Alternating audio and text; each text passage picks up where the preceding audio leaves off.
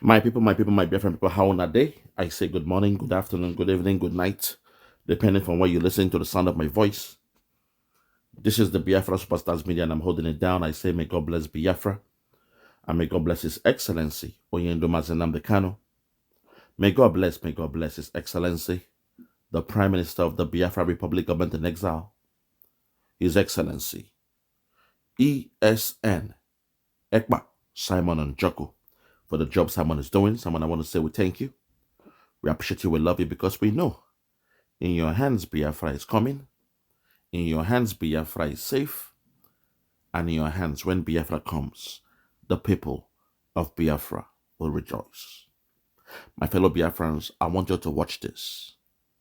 Now the Zoom media, they are understanding. Now the Biafrans who believe in Nigeria, they are now understanding that there is two laws going on in Nigeria. One for those Nigerians that love Nigeria, and the other for the Biafrans. Either you are a Biafran or either you are a Biafran that still love Nigeria. As the saying goes, their intention is to turn Biafra land into what is happening in Palestine. The intention of the Nigerian government, the Fulani cabal, by sending their military to Biafra land, is to turn Biafra land into Palestine, to make us become the beggars of the land. But on the same vein, you see them going to Saudi Arabia. You see the president of Nigeria going to Saudi Arabia to advocate for a two-state solution between Palestine and Israel. But when you come back home, they are trying to turn Biafra land into Palestine, where we have no voice, where we become slaves in our own land, and where there is no rule of law. Only what you get is military checkpoints in every 100 meters. That's their plan. Now today, this man you are seeing here, Honorable Obi Agwacha, he is the one representing Nnamdi Kanu from where our leader was born. He is a senator. I want you to hear what he will say about these two different laws that has been applying in Nigeria. I keep telling you guys, there is rule of law in Nigeria. The only people that will not get it are the Biafrans. If you're ready, let's go there. If you're ready, let's go there. Check it out. Now, amid increasing worry across Nigeria about the fate of the separatist leader Nnamdi Kanu, one man who's worked tirelessly to help secure his freedom would have to be Honorable Obi Agwacha, who is a member of the House of Representatives. He's done everything possible to help Mr. Kanu regain his freedom, from rallying dozens of politically middle-of-the-road federal lawmakers across party and ethnic lines, to writing to President Tinubu and calling for Mr. Kanu's urgent release. And now, after yet another intervention by him, Mr. Kanu's legal team have conducted their first successful visitation with their clients in September. That small victory captures the difficulties faced by both Mr. Agwacha and Nnamdi Kanu's legal team in trying to create a pathway to Mr. Kanu's freedom, even as many across Nigeria express dismay, incomprehension, and anger at his continued incarceration. Hold it there first. Ordinary to visit now is a victory. Ordinary to visit a man that you say is innocent until proven guilty. Ordinary to visit our leader is now a victory. Last time they saw him was on the 27th of September. We are now in November. The legal team representing Nnamdi Kanu in Nigeria has not had the opportunity to see their client. And you tell me that we, the Biafrans, we should believe in your Nigeria? May God punish you and your motherfucking Nigeria. Anybody that comes to us and tell us that we are the problems, may God punish you, your children, and your whole generation. We are living that zoo. whether the devil likes it or not. They want to turn the Biafrans to Palestinians, where we have no say anymore. We become slaves in our own land. That now we are thanking God that after almost 2 months, the legal team now have access to Nnamdi Kanu. That's what they want to turn us to. We told you guys this is coming. This war is inevitable because the hatred is now too much. The zoo cannot hide it anymore. Tinubu is not the one ruling Nigeria. They will not release Nnamdi Kanu. Mark my word. Which is why our Prime Minister said, the only way we will get Nnamdi Kanu freed is through a prisoner exchange. Is through a prisoner exchange. When this thing starts, Nigeria now, you are thanking God that you've gotten the best from Biafra. But one day, God will help us to lay hand on your so-called kings and queens from that zoo called Nigeria. And that's when we'll have to do a prisoner exchange. Because I don't see where somebody in a rule of law, for how many months, the legal team in that zoo cannot even access their client. Only in Nigeria will that happen. Only in Nigeria. Which is why I said, we are going. This same zoo, they are asking for a two-state solution between Palestine and Israel. They are advocating for a two-state solution between Palestine and Israel. But when it comes to the Biafrans, they will tell you, they even told Barack Obama, there is a saying in Nigeria that to keep Nigeria one is a task that must be done. You see me?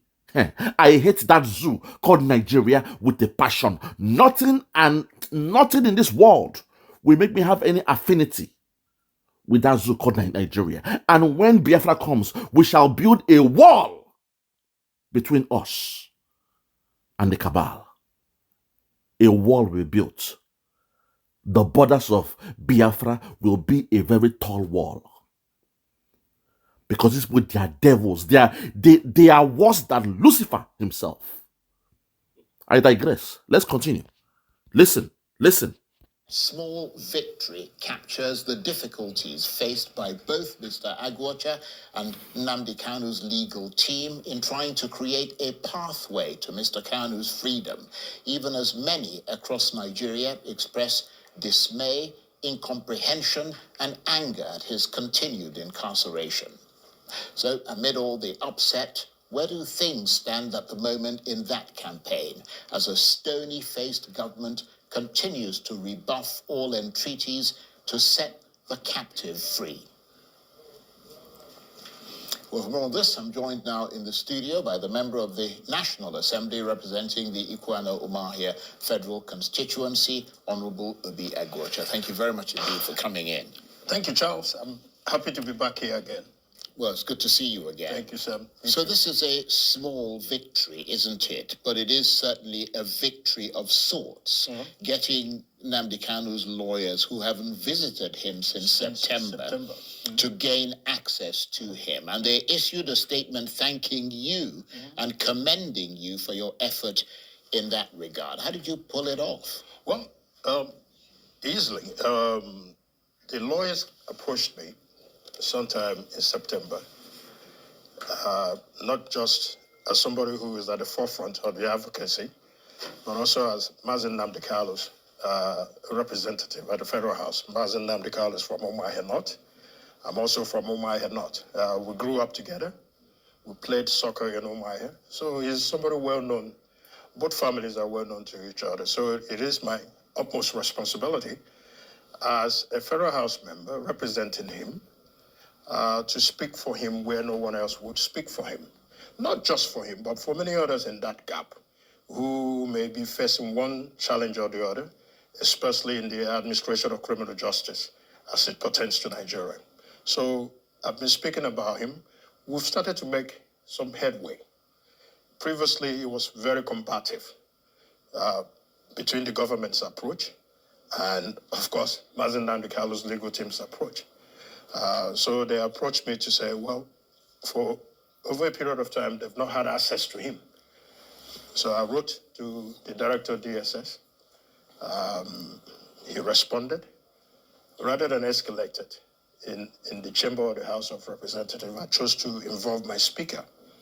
And we had a tripartite meeting between myself, the speaker, and the DG SSS, and we resolved some of the issues, pending when the lawyers will come together, because the matter is still in court. The judge handling the matter was also involved in the process, but yesterday was the first time that the lawyers were given access to him at the directive of the DGSSS, whom I commend him tremendously.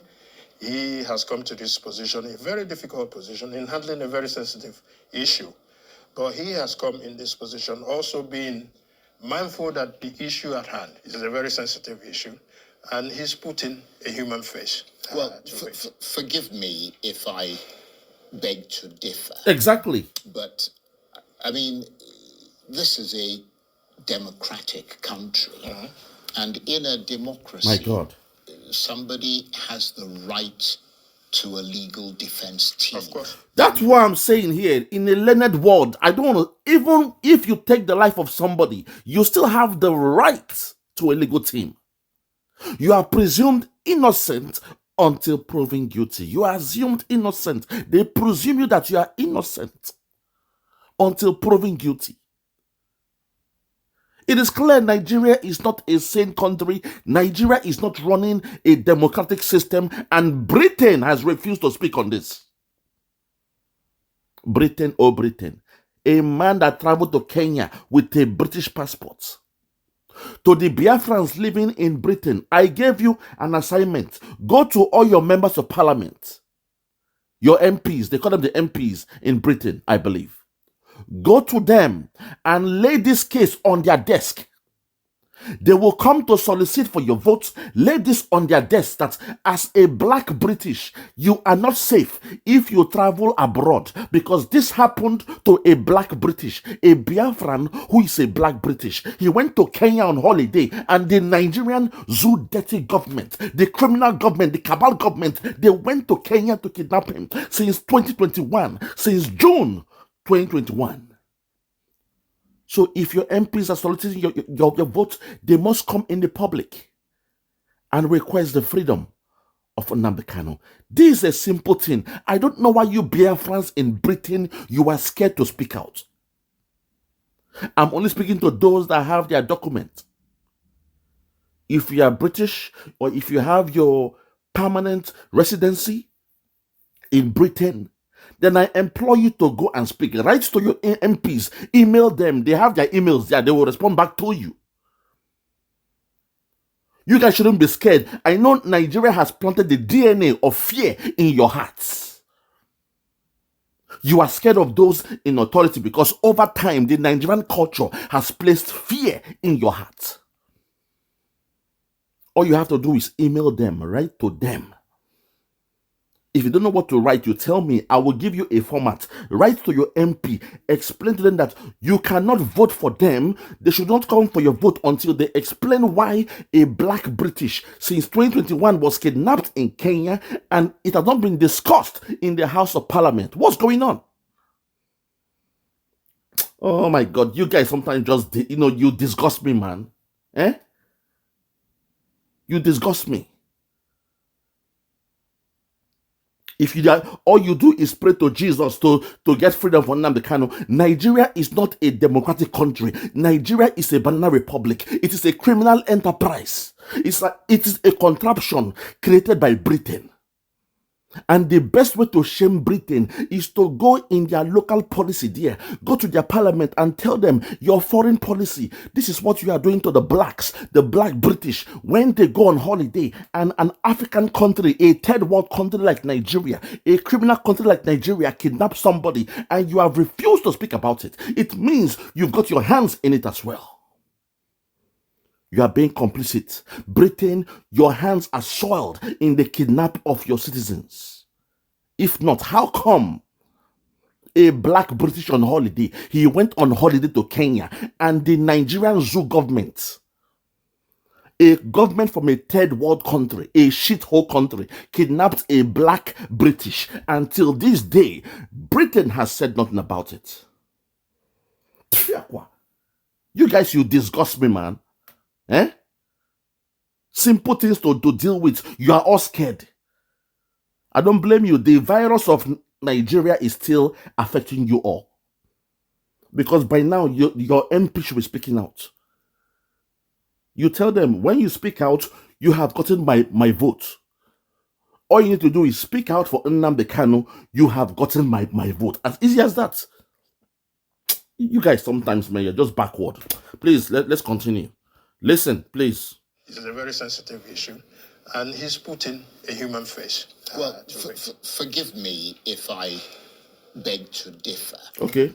But, I mean, this is a democratic country. And in a democracy, somebody has the right to a legal defense team. Of course. In whatever circumstance they find themselves in. I thought as much too. So for all this sort of thank you and so on and so forth, I don't understand. It's his legal right, isn't it? Hold it, Mr. Charles, not in Nigeria, with all due respect, because Nigeria is a criminal enterprise. The case of Nnamdi Kanu has just shown you that there are two rules, two laws. There is rule of law for those that call themselves Nigerians, and there's a second law for the Biafrans. Case in point, when the EFCC are going all out to catch somebody, the governors, you see the way they act. The governors from the Biafra side, they can get them in real time. Okowa was picked up. Very easy. But the ex-governor, Bello, from Kokogi till this day, he's still chilling, going to the gym, having a nice time. They are begging him. EFCC is begging him to surrender himself. But you saw what they did in Biafra land. Almost all the governors, they come with the iron fist. They break down their roofs from the houses. They come in like Rambo. Two different laws. Most of you in Nigeria will not understand this. You say blame the Igbo, blame the Igbos. The Igbos are the problem. You don't see what we see. Even the Boko Haram that cuts neck of people, that chop heads off. Boko Haram, the headsmen, they say, oh, they are born again now. They have repented. They are born again. Release them and make sure you can, blend them into your military, into your police, into your customs, into your navy. Two different laws. Let's continue. Listen, please. Of course. In whatever circumstance they find themselves in. I thought as much too. So for all this sort of thank you and so on and so forth, I don't understand. It's his legal right, isn't it? The legal issues, like I said in my earlier statement, that are well known to both parties, it stemmed from the Nnamdi Kanu'S legal team requesting for a recusal of the judge. So the judge, recused herself. So the position of the DSS, or the position of the government, now becomes, well, since the judge has recused herself from the matter, there are no longer issues of consultation between the lawyers and Nnamdi Kanu. Well, that's perverse. However, hey, even some of the applications that were made in court were withdrawn, because the same question would have been asked. Well, if the same judge has recused himself, and all the decisions of the judge, as the government had claimed, was a nullity, then the same judge was the one that gave the detention order for Nnamdi Kanu. So that ought to have rendered that also as a nullity. Null and void. But even beyond that, I mean, it doesn't matter what the circumstances My God. are. It is his legal right to ask for a judge to be recused if he feels that he's not getting fair the right trials. treatment. Not in Nigeria, Mr. Charles. Not in Nigeria. He doesn't go for the Biafrans. He has no legal right. He has no legal right in Nigeria, Mr. Charles. I need you to understand this. Only in Nigeria will you see the elephants fly. Everybody else can do it. Every other tribe can do it. But when the Biafrans try to, express their legal rights, it becomes a problem. This is why we say we cannot be in Nigeria. We cannot remain in Nigeria, for crying out loud. We can't. Look, remaining there makes you a slave. We cannot become slaves in our own land. Biafra is our land. We have our own throne, our own home, our own country, our own government. Before the coming of Britain, Britain brought this nonsense upon us. Britain brought this thing upon us. The foreign policy of Britain is always the problem. Britain has left us in the hands of foreigners. Those that hate us with a passion, they hate Biafrans with a passion, and Britain told them they were born to rule.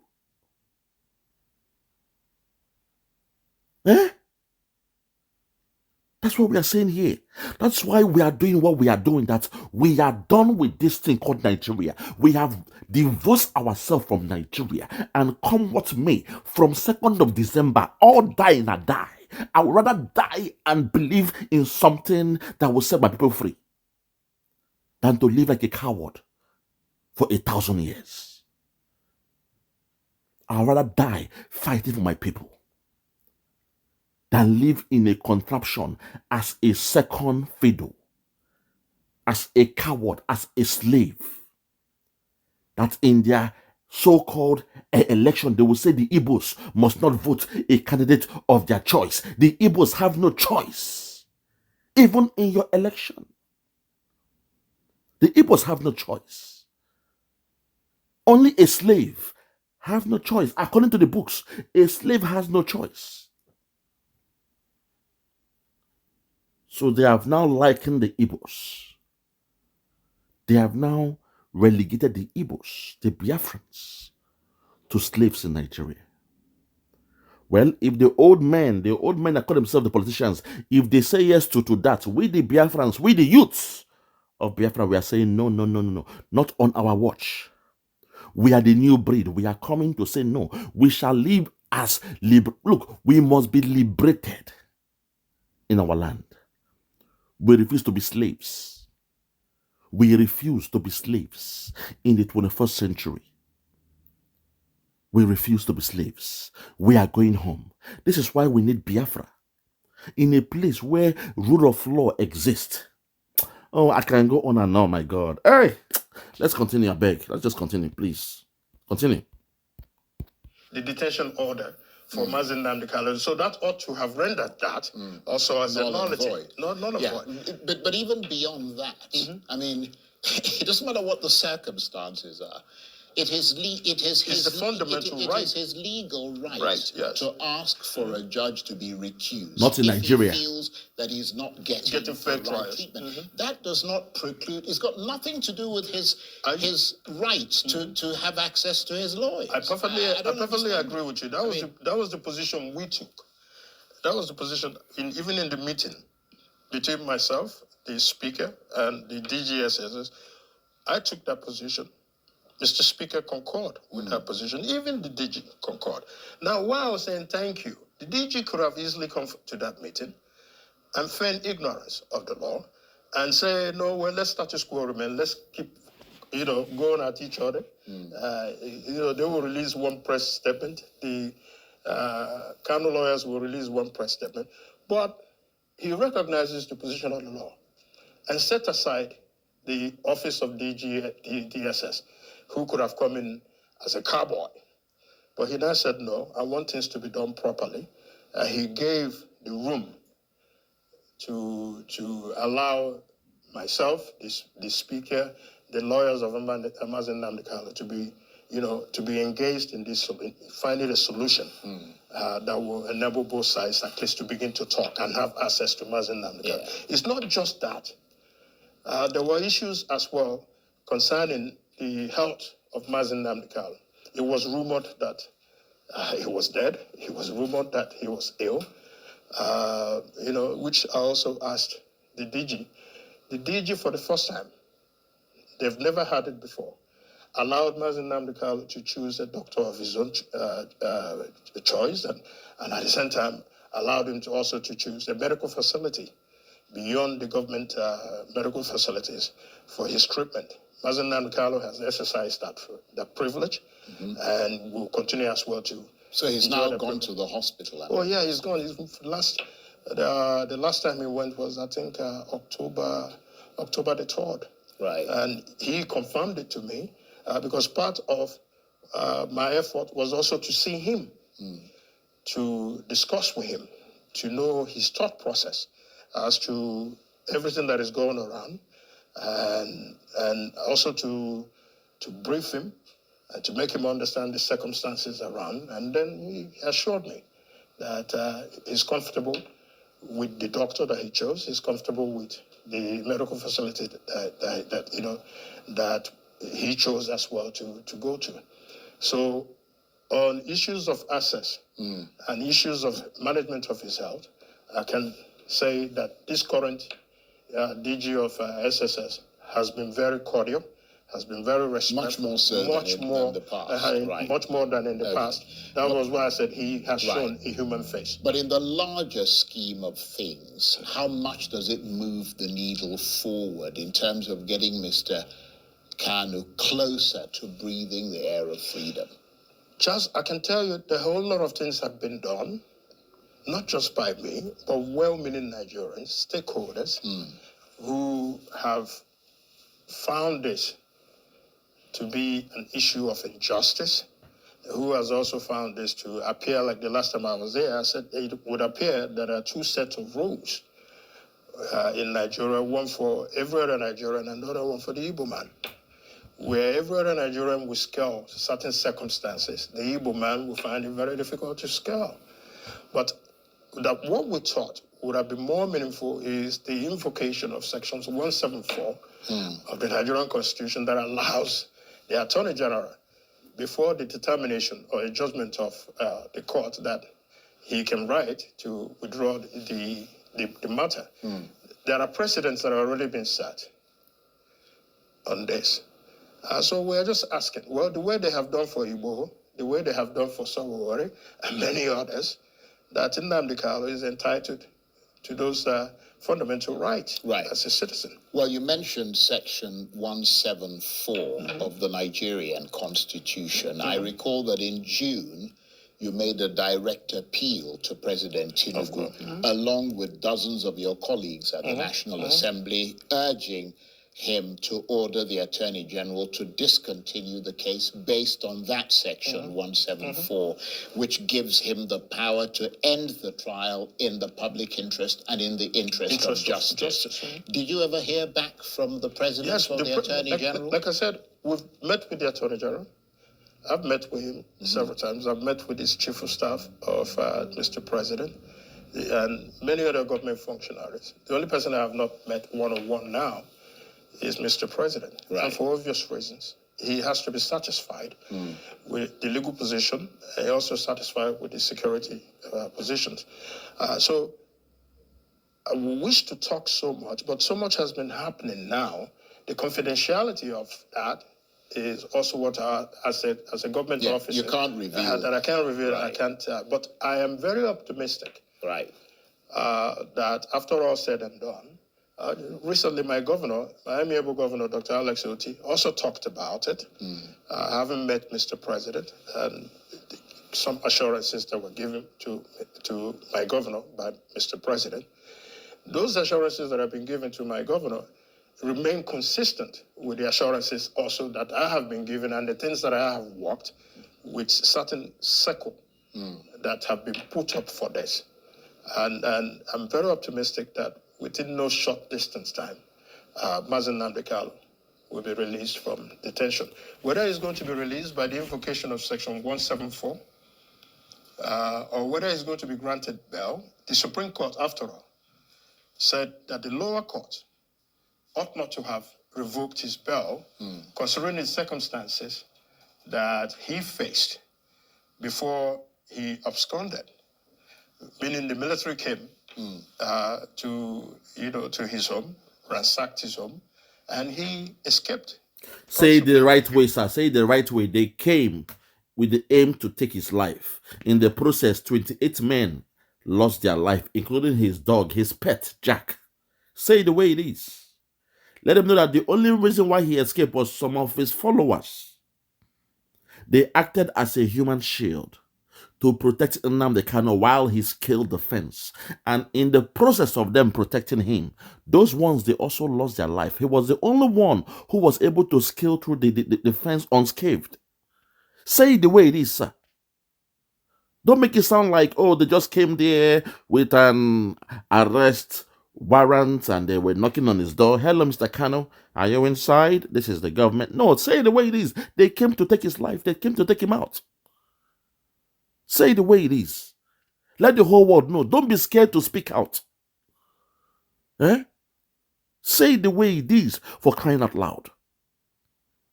And this your so-called, your promise, oh, we've heard, they'll release him, the assurance. I've told you, sir, with all due respect, this is 3 years and counting. The so-called court, the cases that they said our leader has, how many months now? How many years?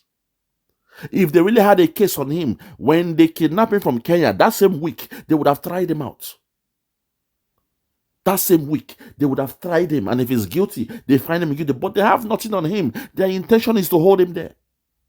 Because they assumed in the calculations that holding him there means the end of Biafra. Well, I've got news for that zoo called Nigeria. That was your biggest mistake. The biggest mistake of the caliphate is to assume that holding Nnamdi Kanu, going to Kenya to kidnap him, means the end of Biafra. I've got news for you. Nnamdi Kanu is just one man. He is not the end all or be all of Biafra. He's not the alpha and omega of Biafra. He's just one man, sent by the people to represent us. And today we have in him His Excellency, the Prime Minister of the Biafra Republic Government in Exile, Mazi Ekpa Simon Njoko, a man loved by the people, a man that whatever he says, the people they listen to, a man that shows no weakness, a man that is heartless to that zoo called Nigeria, a man that understands the language that deserves, that zoo they deserve, a man that understands the language of the caliphate and will speak to the zoo cabal, the Fulani cabal, in a language they will never understand. I hate that zoo with a passion. And when Biafra comes, I swear by God, my Prime Minister, we must erect a wall between us, because I don't want to even see the air or the cloud coming from that zone. Because these guys, they hate us with a passion. They hate the Biafrans with a passion. So all this begging, talking soft, it is not in us. We are the new breed. We are the new seed of Biafra. And the days of being coward slaves are gone.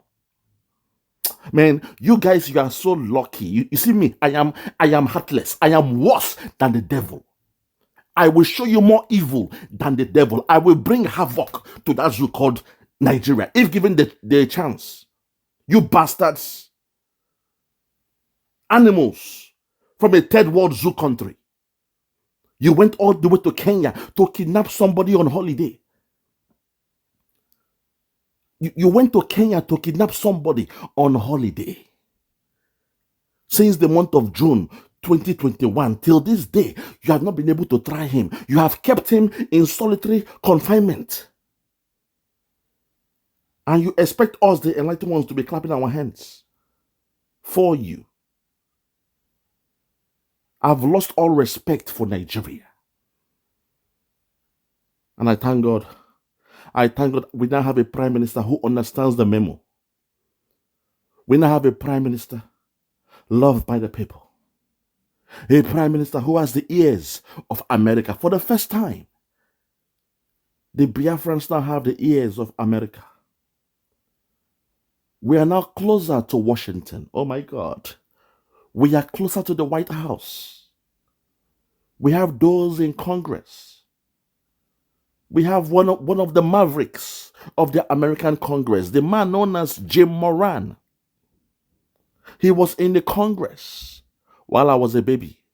During those days, I was watching my CNN and I see how outspoken Jim Moran was. He was respected during those days. He spent 25 years, a quarter of a century in the American Congress. And thank God, He is somebody that our Prime Minister saw deem fit to have as our lobbyist. I thank God for that. During his heydays, you will see him and I think his name is John McCain. They will be arguing intellectually. They were the two biggest, guys then in the Congress. I used to watch him on TV, on CNN. And I thank God today of all day, that same man is now the one who is now helping the Biafran government to lobby with America.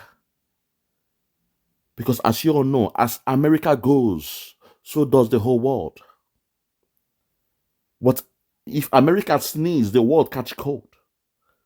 So we have done the right thing for the first time by anchoring our freedom in our partnership with America for the first time. And I thank God it's going well. So please, miss me with all this begging. The days of begging are over. You are begging dirty, old, stinking men that you call politicians in that zoo. Men that should be in their care home, wearing their pampers. Dirty, stinking looking men. You are begging them. Old men. No, this war will continue. We shall fight this war until Biafra comes. You bunch of animals. Man, that zoo, you guys disgust me with a passion, man. Animals. Bunch of animals. Eh? Oh, good heavens, have mercy, Lord, have mercy, my God. Let's just continue and wrap this one up, please. Was there, he would have been shot dead, just like many others. The Supreme Court held that. Say the way it is. Say the way it is. Circumstances that he faced before he absconded, meaning the military came to his home, ransacked his home, and he escaped. Possibly, if he was there, he would have been shot dead, just like many others. He was there, and they tried to kill him, but those that they killed in the process, they acted as a human shield for our leader, Nnamdi Kanu. Say it the way it is, for crying out loud. Don't say if he was there, he would have been shot dead. He was there in his home. They came to ambush him. The only reason why he's alive today is those that love him. They use themselves as a human shield, to protect our leader while he scaled the fence. The bullets were coming. The bullets were piercing through their body. But they said, not tonight. Our leader will not die, because in him is Biafra and our liberation. Say it the way it is. Let Nigeria understand what their government did in Biafra land. At least there was a mini event of what happened in the home of Chief Sunday Igbo. You saw exactly what they did. They came to Igbo's house. They say, come outside, oh. Igbo, come outside, oh. Then they went in and they killed 2 men in his home. Say it the way it is. Don't come here and make it sound sweet or palliative. Say it the way it is, man. Oh my God. I'm really pissed off now. The Supreme Court held that under the circumstances, his actions of running away was justifiable. That's what the Supreme Court said. So that since they have already said that he cannot be denied bail, it is also our desire that if bail can be granted to him, I am willing, able to countersign that bail so that he can have the ability to leave detention, at least to be able to take care of himself, see his family, and undertake other activities that such a person should. And in terms of the case against him, the last we heard he was talking about bail when this man has no case to answer. This kind of cowardice is the problem I have with these so-called politicians from Biafra land. A man has no case to answer. You are here saying, please, what about bail? I am happy to be a shorty. He has no case to answer, for crying out loud. Ah, my God. No. This is why we want out. This is why we want out of Nigeria. Even when a Biafran has no case to answer, he's already begging for bail. Please, just bail. Eh? Even the so-called governors from Biafra land, when they have no case to answer, your EFCC will not waste time to whisk them away. Whisk them away, lock them up. Eh? You see what they did to all the so-called Southeast governors. Rochaso, Obiano, Okowana as well. I heard, they put him like a rabbit out of the hole. Eh? But Yaya Bello, the one that you knew, you saw him, he stole as much as he could. Till this day, they are begging him, please now, come for interview now. Please, come, please. Please now, come to us. And when he came to you, you say, oh no, he came with the governor, he was at the car park. We could not, no, we don't want him that way now. To the Nigerians out there that blame us for what we are doing, look at the mirror, please. Look at the mirror. Look at the mirror.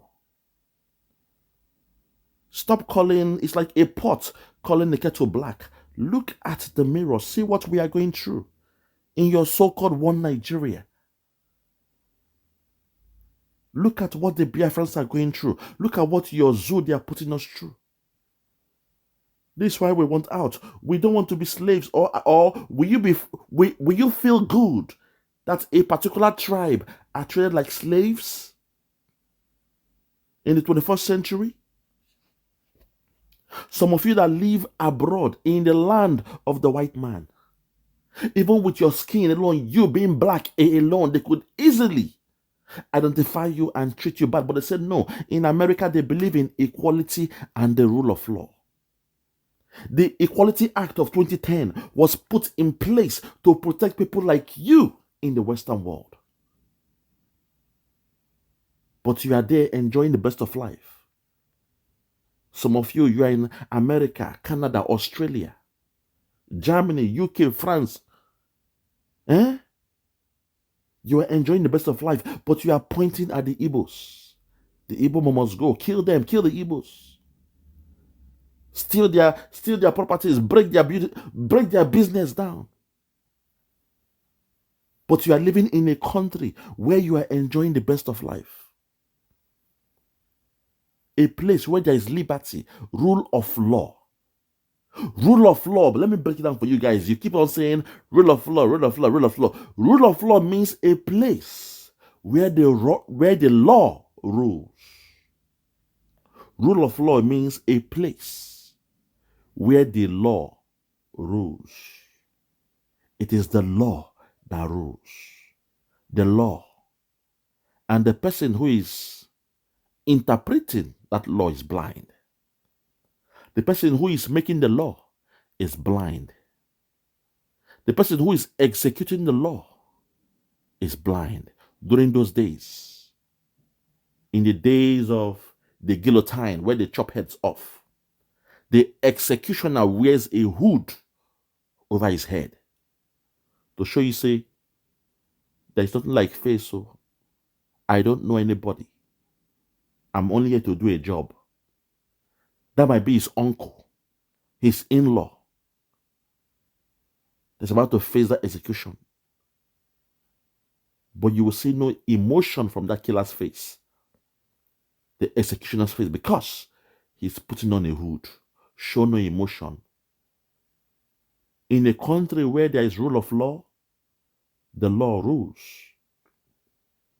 In such a country, when somebody says, I want a judge to be recused, they will not turn around and punish that person. They will not go all the way to Kenya to kidnap somebody, bring him to Nigeria, and till this day, he's got no case to answer, but they've refused to release him. It's not done that way.